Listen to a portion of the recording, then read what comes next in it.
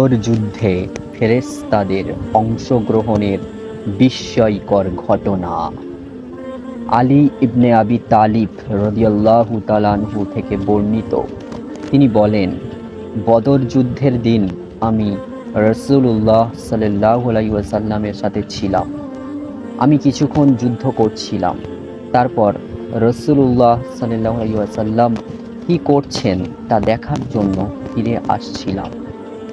আমি দেখলাম তিনি সিজদারত অবস্থায় আছেন এবং বলছেন, ইয়া হাইয়্যু ইয়া কাইয়্যুম। আমি পুনরায় যুদ্ধের ময়দানে ফিরে গেলাম এবং যুদ্ধ চালিয়ে গেলাম। এরপর আবার ফিরে এসে দেখলাম তিনি একই অবস্থায় আছেন। এমন সময় আল্লাহ তাআলা তার সাহায্য পাঠালেন। রাসূলুল্লাহ সাল্লাল্লাহু আলাইহি ওয়াসাল্লাম মাথা উঠালেন এবং বললেন, হে আলী, তোমার জন্য সুসংবাদ। জিবরাইল আলাইহিস সালাম ঘোড়ার পিঠে চড়ে উপস্থিত হয়েছেন এবং তার ঘোড়ার মুখমণ্ডলে ধুলোবালি লেগে আছে।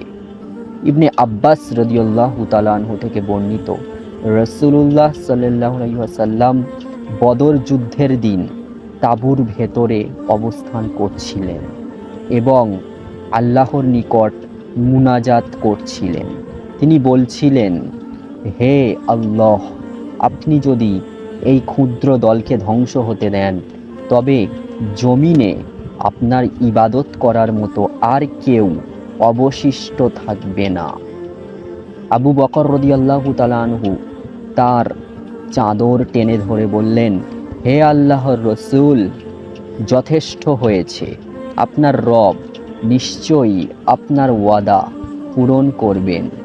তখন রাসূলুল্লাহ সাল্লাল্লাহু আলাইহি ওয়াসাল্লাম চাদর থেকে বেরিয়ে এলেন এবং এই আয়াত তিলাওয়াত করলেন, অতি শীঘ্রই এই দল পরাজিত হবে এবং তারা পৃষ্ঠ প্রদর্শন করবে। আল্লাহ তাআলা ফেরেশতাদের নির্দেশ দিলেন, আমি তোমাদের সাথে আছি, সুতরাং তোমরা মুমিনদের সাহস যোগাও।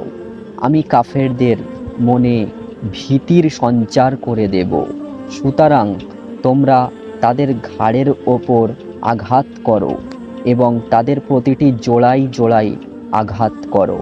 সেদিন ফেরেশতারা রাসূলুল্লাহ সাল্লাল্লাহু আলাইহি ওয়াসাল্লামের নেতৃত্বে যুদ্ধের ময়দানে মুজাহিদের সাথে কাঁধে কাঁধ মিলিয়ে লড়াই করছিলেন এবং আল্লাহর পক্ষ থেকে বিজয় নিশ্চিত করেছিলেন।